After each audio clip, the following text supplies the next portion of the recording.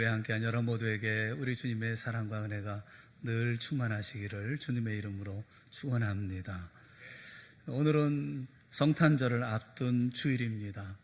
예수님의 이 땅에 오심을 묵상하고 생각하고 또 성탄절을 준비하며 예배하는 그런 주일입니다. 오늘 읽었던 우리 본문에 있는 말씀은 하나님 자신이신 예수님이 이 세상에 오심에 대해서 아주 자세하게 말씀하고 계십니다. 성탄절을 맞이하면서 성탄절을 준비하면서 본문에 있는 말씀을 쭉 예수님의 나심을 읽으면서 기쁜 마음으로 흐뭇한 마음으로 읽다가 문득 그런 생각이 들었어요. 오지랖. 이건 우리 하나님의 오지랖이 아닐까 그런 생각이 들었어요. 우리가 뭐 그리 대단한 존재라고 하늘 영광 버리시고 이 땅에 오셔서 심지어 십자가의 고통 속에 피를 흘리시면서 죽기까지 하신 것일까? 이것을 하나님의 오지랖이라고 불러야 할까? 그런 마음이 들었어요. 보통 우리는 오지랖이라는 말을 부정적으로 씁니다. 원래 오지랖은 앞가슴을 감싸는 부분을 말하죠. 오지랖이 넓으면 가슴을 넓게 감싸줍니다. 그래서 오지랖은 남을 배려하고 감싸는 마음을 말합니다. 그런데 오늘날은 남의 일에 지나치게 간섭하는 사람을 오지랖이 넓다 그렇게 말들 합니다. 남의 일에 대해서 귀찮을 정도로 간섭하는 그런 사람들이 있죠. 이런 사람을 가리켜서 오지랖이 넓은 사람 뭐 이렇게도 말들 합니다. 자기 자식도 아닌데 남의 자식을 향해서 뭐 공부는 잘하니 뭐 취직 준비는 잘 되어가고 있니 뭐 결혼은 언제 할 건데 뭐 아이는 낳을 거지 이런 말들 이 오지랖에 따라오는 말들이 있어요.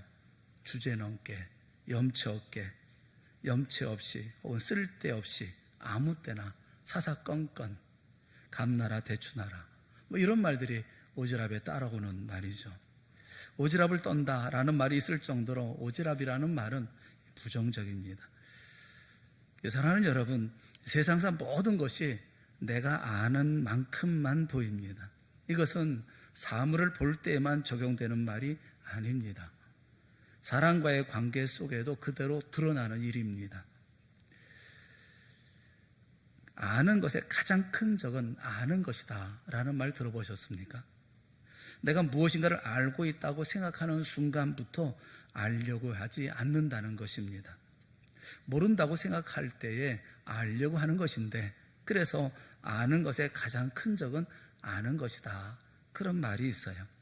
실제로 상대방에 대해서 잘 알지도 못하면서 마치 모든 것을 알고 있는 것처럼 이야기하는 경우가 많습니다. 그렇게 자기가 알고 있는 내용만으로 상대방을 평가하는데 우리는 이미 익숙해져 있습니다. 사람에 대한 평가는 언제나 신중을 기해야 합니다. 내 인격이 우물이라서 바다인 상대방의 인격을 보지 못하는 그런 경우일 수 있죠. 또 자기와 친분이 있다는 이유만으로 마냥 좋은 점수를 주는 것 그것도 잘못입니다. 나의 주관적인 잣대로 사람을 평가하고 또 그 결과를 누군가에게 강요해서도 안 될 것입니다. 성경에는 이런 류의 오지랖을 떠는 이들이 있죠. 예수님 당시 종교 지도자들이었던 바리새인과 서기관들이 그런 사람들이었습니다. 이런 이들은 주제 넘고 염치 없는 오지랖이라고 부르게 되어지는데 거기에는 몇 가지 이유가 있어요. 하나가 뭐냐면 악한 의도 때문입니다. 마가복음 8장 11절 말씀에 보면 이렇게 성경은 말씀하고 있어요. 바리새인들이 나와서 예수를 신란하며 그를 시험하여 하늘로부터 오는 표적을 구하거늘 그렇게 말씀하고 있습니다.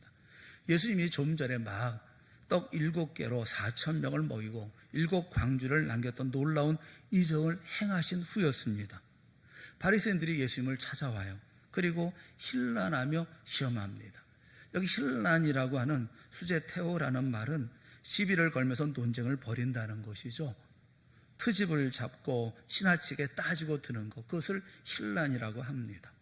왜 시비를 예수님께 거는 걸까요? 왜 트집을 잡는 걸까요? 성경에 답이 있어요. 야고보서 2장 4절에 있는 말씀이 답이에요. 우리 한번 같이 보겠습니다. 시작.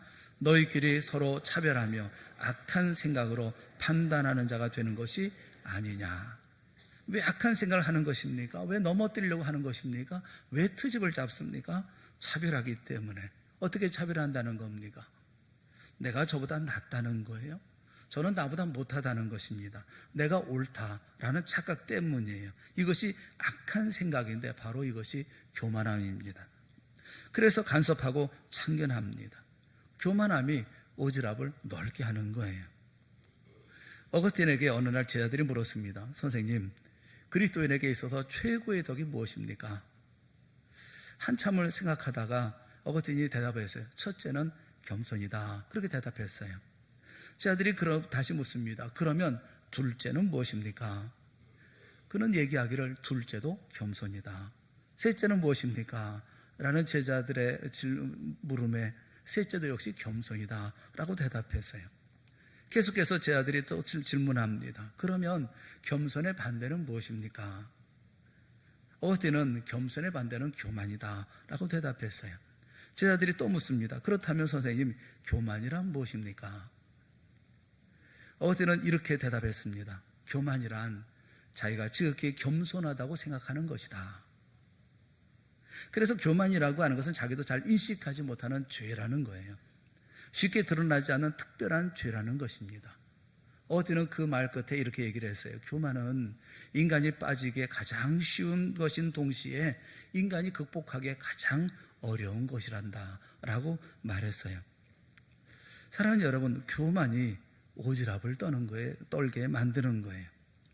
예수님은 마태복음 12장 35절에 선한 사람은 그 쌓은 선에서 선한 것을 내고 악한 사람은 그 쌓은 악에서 악한 것을 내느니라 라고 무섭게 말씀하셨습니다. 교만하고 악한 사람은 그의 인생의 모든 삶에 마냥 악을 쌓을 뿐이라고 말씀하고 계시는 거예요. 그리고 그 악을 뿜어내는 것을 자신의 평생의 기쁨으로 삼고 있다는 것입니다. 인간에게 오지랖은 악한 의도, 악한 동기, 자기만을 기쁘게 하는 교만함에서부터 시작되어지는, 우리가 가지고 있는 오지랖이란 그런 내용들을 가지고 있어요. 또 한 가지의 이유가 있다고 한다면 힘입니다. 권위입니다. 높은 자리가 오지랖을 떨게 만듭니다. 사랑하는 여러분, 마태복음 23장에 있는 말씀만큼 예수님이 무섭게 질책하는 말씀을 다른 곳에서 찾아보기가 참 어려워요. 예수님께서는 이렇게 질책하십니다. 화했을진저 외식하는 서기관들과 바리새인들이여. 이 똑같은 말을 7번이나 반복해서 말씀하십니다. 화했을진저 외식하는 서기관들과 바리새인들이여. 심지어 결론 부분에 이르러서 예수님께서 이들을 향해서 뭐라고 말씀하느냐 하면 뱀들아, 독사의 자식들아, 너희가 어떻게 지옥의 판결을 피하겠느냐 라며 무섭게 말씀하십니다. 왜 화했을진저 외식하는 서기관들과 바리새인들일까요? 왜 뱀들이고 독사의 새끼들일까요? 그 이유가 있습니다. 마태복음 23장 2절 앞부분에 그 이유를 설명하고 있어요. 이렇게 설명하고 있습니다. 서기관들과 바리새인들이 모세의 자리에 앉았으니 라고 말씀하고 있어요. 서기관들과 바리새인들이 앉아서는 안 되는 자리, 앉을 수 없는 자리, 모세의 자리에 앉아있기 때문이다 라고 말씀하시는 것입니다. 모세의 자리가 마치 자신들의 자리인 것처럼 그곳에 앉아서 사사건건 참견하고 주제넘게 간섭한다는 것입니다. 예수님은 그들이 말하는 바는 행하고 지키라. 그러나 그들이 하는 행위는 본받지 말라고 말씀하십니다. 왜냐하면 이들은 말만 하고 자기는 하지 않는 위선자들이기 때문이라는 거예요. 무거운 짐을 묶어서 사람들의 어깨에 지우지만 자신들은 손가락 하나도 움직이려 하지 않는 사람들. 사람들이 보는 곳에서는 믿음 있는 채 하고 경건한 채 하고 또 기도하는 채 하는 그런 이유가 뭐냐면 높은 자리, 상석에 앉는 것과 칭찬과 박수받기를 좋아해서 하는 위선적인 일이라는 것입니다. 화했을 진저 외식하는 서기관들과 바리새인들이요 라고 말씀하시는 거예요. 자기를 높이고 사람들에게 높게 보이기를 원해서 다른 사람들을 모질게 대하고 깎아내리는 것, 이게 인간이 가지고 있는 오지랖이라는 것입니다. 저는 우리 모두가 다 행복했으면 좋겠습니다. 제 아이가 저 때문에 행복했으면 좋겠고 제 아내가 저 때문에 행복했으면 좋겠습니다. 자녀가 행복했으면 좋겠고 부모가 행복했으면 좋겠습니다. 우리 교회가 행복했으면 좋겠습니다. 성도들이 교회 오는 것이 행복했으면 좋겠고 교회 와서 성도들이 서로 만나는 것이 행복했으면 좋겠습니다. 아이들의 교사를 만나는 게 행복하고 교사들은 아이를 만나는 것이 행복했으면 좋겠습니다. 찬양대원들이 지휘자를 만나는 게 행복하고 지휘자는 찬양들과 함께 하나님을 찬양하는 것이 행복했으면 좋겠습니다. 식당에서 밥을 준비하는 모든 분들, 그들을 대하면서 밥을 배식하는 모든 분들과 함께 만나는 모든 시간들이 행복했으면 좋겠습니다. 예배하는 우리 모두가 다 하나님 앞에 예배하면서 함께 행복했으면 좋겠습니다. 인간의 오지랖이라고 하는 것은 언제나 교만과 심해, 과시에 불과할 때가 너무 많기 때문에 이 오지랖으로 말미암아 교회는 편안하지를 않습니다. 그러면 하나님의 오지랖은 뭘까요? 그 동기가 어떤 것일까요? 인간처럼 악한 의도일까요? 교만과 그리고 권위의 높은 자리, 힘 있는 자리에 하나님이 계셔서 인간에게 함부로 간섭하는 것일까요? 그렇지 않다는 것을 우리 모두는 다 잘 압니다. 하나님은 악한 동기가 아니라 선한 의도에서 하나님의 기쁨을 위해서라기보다는 우리의 기쁨을 위해서 힘의 통치가 아니라 긍휼하심의 인도하심으로 우리에게 다가오십니다. 세상은 자기의 이익에 충실하지만 우리 주님은 자기 이익이 아니라 우리의 행복을 위해 하셔서 모든 것을 행하신 분이십니다. 자기 이익을 위해서 사는 사람이 다른 일을 위해서 자기 생명을 바치는 일이 세상에 있었던가요? 성탄절은 자기 생명을 바쳐서 우리의 모든 죄를 사시기 위해 이 땅에 그리스도이신 예수님이 오신 날입니다. 이것을 어찌 인간의 오지랖으로 설명할 수가 있겠어요? 또 성탄절은 바로 우리의 고통과 시름에 응답하시는 주님의 긍휼하신 응답이기도 한 것입니다. 사랑하는 여러분, 여러분의 이야기 누가 진심으로 귀 기울여 들은 적이 있습니까? 누가 들어주던가요? 모두 자기 이야기를 하느라고 바빠요. 다른 사람이 이야기하면 그 중간에 가로채면서까지 자기 이야기를 하기에 급급합니다. 진정과 진심으로 내 이야기를 들어주느니 눈을 씻고 찾아봐도 찾아보기 어려워요. 그 한자에 보면 들을 청자가 있습니다. 들을 청자를 여러분이 한번 가만히 보면 거기에 숨은 뜻이 있어요. 이 한문의 청자에 여러분이 보실 때 맨 그 왼쪽을 보시면 귀 이자 밑에 왕자가 있어요. 임금 왕자가 있습니다. 듣는다는 게 뭐냐면 왕의 귀로 듣는 태도를 말하는 거예요. 그리고 그 중간에 가운데 보면 둘째 의미는 열십자 밑에 눈목자가 있습니다. 10개의 눈으로 상대방에게 시선을 맞추고 말소리를 듣는 것뿐만 아니라 표정과 태도까지 놓치지 않고 귀로 듣듯이 10개의 눈으로 보는 것, 이게 듣는 태도라는 거예요. 듣는 거라는 거예요. 세 번째는 그 밑에 한일자 그리고 마음 심자가 있어요. 어떻게 듣느냐면 오직 하나의 마음으로 듣는다는 거예요. 이게 듣는다, 이게 듣는 거라는 거예요. 들을 청자예요. 사랑하는 여러분, 내 남편이 내게 이처럼 듣습니까? 내 이야기를 듣습니까?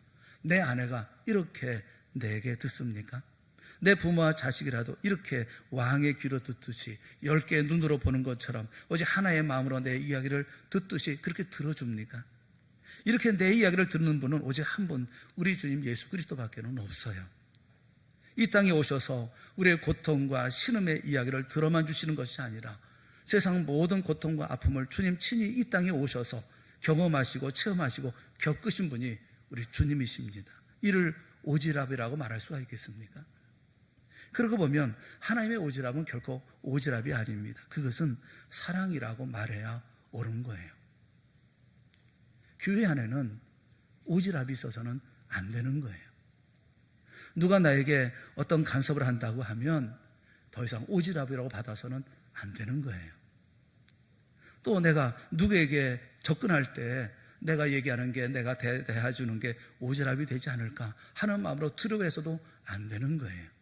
왜냐하면 교회 안에는 사랑으로 하는 것이기 때문에 그래요. 예수 그리스도의 사랑으로 만나는 것이고 대화하는 것이고 충고하는 것이고 충고를 듣는 것이기 때문에 그렇습니다. 그래서 우리는 우리 자신들을 다시 돌아봐야 합니다. 예수 그리스도의 사랑이 어떠한 것인지, 성탄절에 주님께서 우리에게 말씀하시는 건 어떤 것인지, 내가 어떠한 사람이 되어줘야 하는지를 다시 한번 반추하며 생각해 봐야 합니다. 하나님은 호세아 선지자를 통해서, 다른 누구보다도 호세아 선지자를 통해서 하나님과 우리와의 관계를 사랑의 관계를 설명하셔요. 어떻게 설명하냐 하면 결혼한 부부의 관계로 말씀하고 계십니다. 호세아의 결혼을 통해서 하나님의 안타까운 그 사랑을 이야기하고 계시는 것입니다. 호세아가 결혼을 통해서 경험한 하나님의 사랑이 과연 어떤 것인가? 한마디로 말하면 십자가의 그 사랑인 거예요. 호세아라는 이름부터 범상치 않습니다. 여호와는 구원이시라 라는 뜻이에요. 하나님의 사랑으로 이스라엘 백성을 기어코 구원하시려고 하는 하나님의 놀라운 사랑, 그 사랑을 말씀하고 계시는 것입니다. 의로운 선지자 호세아가 탕녀 고멜과 결혼한 것처럼 하나님이 이스라엘을 죄인임에도 불구하고 구원하시겠다는 강력한 의지를 천명하고 사랑으로 그를 붙잡고 또 안아주는 것, 이게 바로 주님께서 우리에게 보여주신 사랑이라는 거예요. 그리고 마침내 하나님의 아들 예수 그리스도께서 약속하신 대로 이 세상에 인간의 모습으로 오셨습니다. 그리고 우리의 죄를 대신해서 십자가에 피 흘려 죽으셨어요. 하나님의 세상을 이처럼 사랑하사 우리에게 예수님을 주시고 믿는 이를 그리스도의 신부로 삼아 주셨습니다. 그래서 주님 오신 성탄절을 맞을 준비하는 우리는 십자가의 그 사랑을 받는 자로서 그에 합당한 삶을 살아야 마땅한 거예요. 감사와 감격으로 내가 사랑받는 것처럼 오지랖이 아닌 남을 사랑하는 마음으로 살아가야 하는 것입니다. 죄인임에도 불구하고 의인으로 인정해 주셨기에 이제는 의로운 삶을 살고 더 나아가 하나님의 영광과 복을 위해 헌신하는 삶을 살아야 하는 것입니다.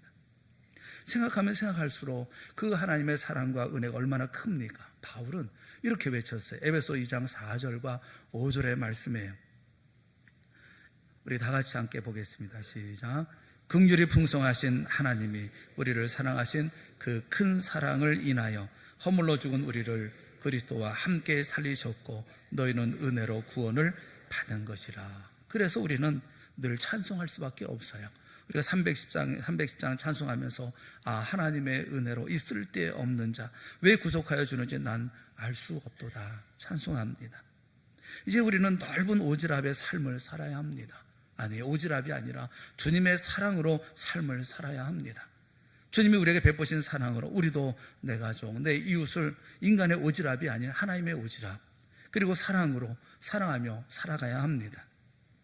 나도 호세아와 결혼한 고멜처럼 추한 죄인이었죠. 그런데 죄의 용서함을 받고 이제는 어엿한 의인이 되었습니다. 하나님의 자녀가 되었습니다. 한 번은 베드로가 예수님께 이렇게 질문합니다. 주님, 다른 사람이 잘못하면 몇 번 용서해 주면 될까요? 7번 해주면 되겠죠? 베드로는 그 질문을 하면서 내심 칭찬을 기대했을지 모릅니다. 7번씩이나.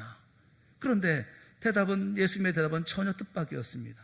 7번뿐만 아니라 7번을 70번까지라도 할지니라 라고 말씀하세요. 혹시 우리 가운데 이런저런 과거의 상처와 고통이 있다면 이 성탄절에 용서하며 해결할 수 있기를 바랍니다. 용서받은 죄인에게 다른 죄인을 용서할 수 있는 신앙의 결단이 있기를 바라는 것입니다. 또 구원 이후에 의인으로 인정받은 후에는 그에 걸맞는 삶을 살아야 합니다. 의로운 삶에 대한 책임지는 삶이 있어야 한다는 거예요. 요한복음 8장을 보면 가늠하다 현장에서 붙잡혀온 여자의 이야기를 들려주십니다. 서기관과 바리새인들이 예수님을 시험하죠. 이런 여자는 율법의 돌로 쳐 죽이라고 했는데 어떻게 할까요? 함정을 파는 것입니다. 치라고 하면 사랑이 없다고 비난할 것이고 치지 말라고 하면 율법을 어겼다고 비난할 속셈인 거예요. 그런데 예수님께서는 그 이야기를 들으면서 조용히 땅바닥에 글을 쓰십니다. 그리고 난 후에 소유가 가라앉음을 기다리셨다가 일어나셔서 말씀하셨어요. 너희 중에 죄 없는 자가 돌로 치라 말씀하셨어요. 그러자 한 사람 한 사람 슬금슬금 다 떠나가 버리고 말았습니다. 예수님과 그 여자만 남았어요. 그때 하셨던 말씀이에요. 요한복음 8장 10절과 11절에 있는 말씀입니다. 우리 다 같이 보겠습니다. 시작.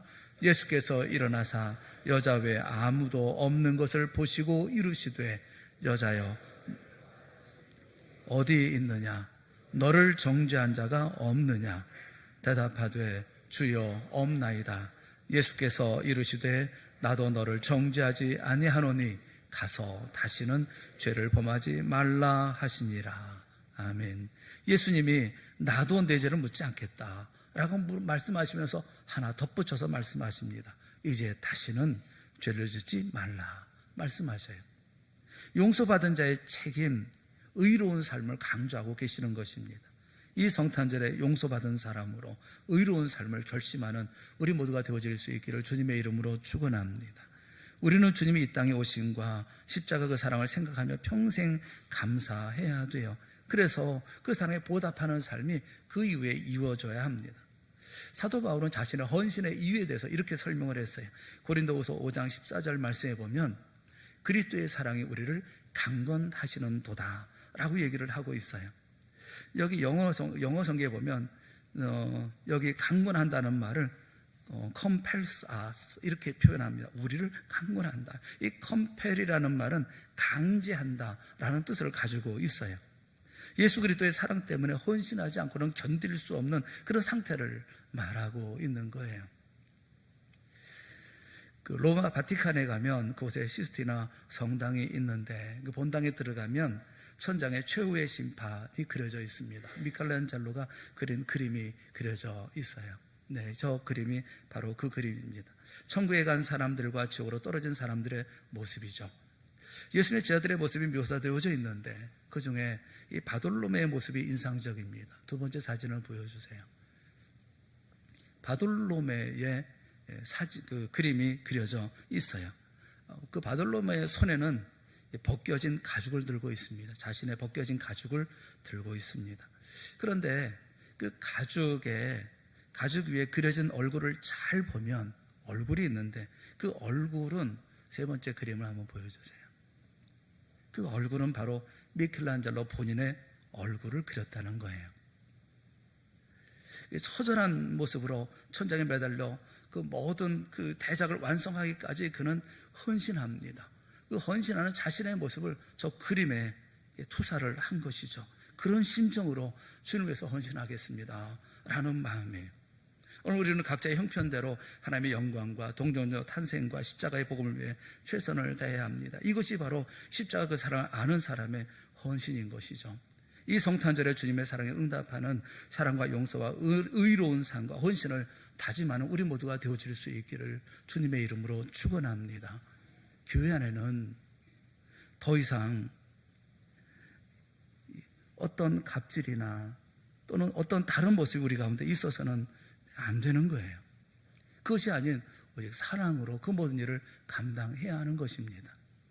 내게 다가올 때 그 모든 걸 사랑으로 받아야 되고 우리가 그들과 함께 할 때에 그들에게 간섭하는 것이 아닌 사랑으로 함께하는 모습이 우리 교회 가운데 있어져야 하는 것입니다. 더 이상 우리에게 더 이상 서기관이나 바리새인들과 같은 그런 모습이 없기를 바라는 거예요. 1914년 1차 세계대전 중에 벨기에의 이프로 지역에선 끝이 보이지 않는 지루한 전쟁과 참호전의 일상에 병사들이 지쳐갔고 그 사이에 이들에게 성탄절이 찾아왔습니다. 참호에서 대치 중에 있던 영국군과 독일군 병사들은 각자의 참호에서 크리스마스 캐롤을 불렀습니다. 상대방 참호에서 캐롤이 들려오니까 누군가가 참호 위에 촛불과 전도로 장식된 작은 크리스마스 트리를 올려놓기 시작했어요. 이것이 계기가 되어서 양측의 수많은 병사들이 너도 나도 참호 위로 올라왔고 서로 포옹하고 담소를 나누고 크리스마스 선물을 교환하기까지 했습니다. 그러다가 양측 참호 사이에 벌어져 있던 양군 시신들을 수습했고 뒤이어서 축구장을 급조해서 팀을 나눠 축구까지 했어요. 밤이 되자 이들은 같이 캐롤을 부르고 전쟁이 끝나기를 기도한 다음 다시 각자의 참으로 돌아갔습니다. 이 기적을 이끌었던 노래가 바로 고요한 밤, 거룩한 밤 찬송이었어요. 성탄절이 아니었다면 일어날 수 없었던 기적이었습니다. 성탄절은 평강의 왕으로 오신 예수님을 기억하고 평화의 꿈을 꾸고 평화를 위해서 기도하고 손잡고 평화의 노래를 부를 수 있는 기적 같은 날입니다. 교만함, 힘의 우월함을 드러내는 유치하고 비열한 인간의 오지랖으로 이웃에게 접근하거나 우리 가족을 대하지 않는 우리 모두가 되어질 수 있기 바랍니다.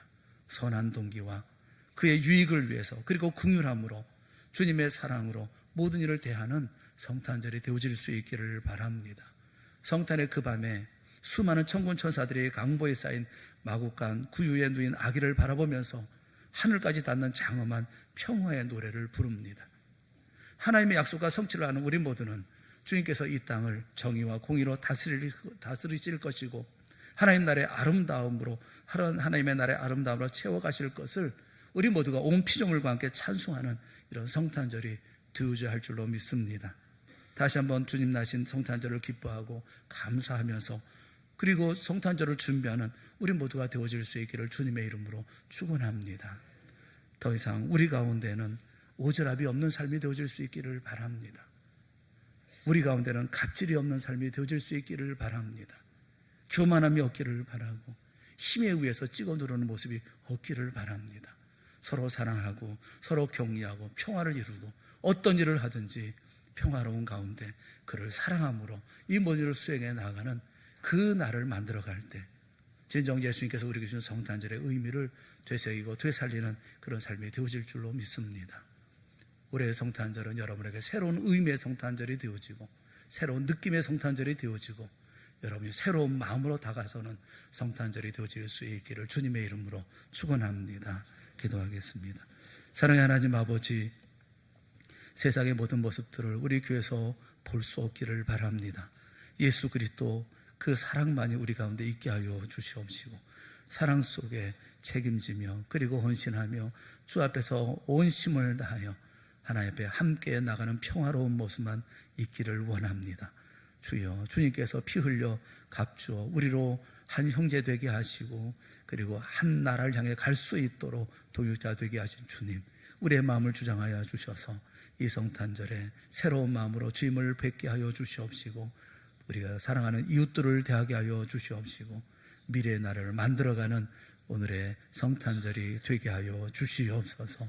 특별한 능력의 손으로 붙들어 주시고, 우리 한 사람 한 사람의 마음마다 큰 은혜의 손으로 어루만져 주시고 위로하여 주시옵시고, 새심 부어 주시기를 간절히 소망하며 예수님의 이름으로 기도드리옵나이다. 아멘.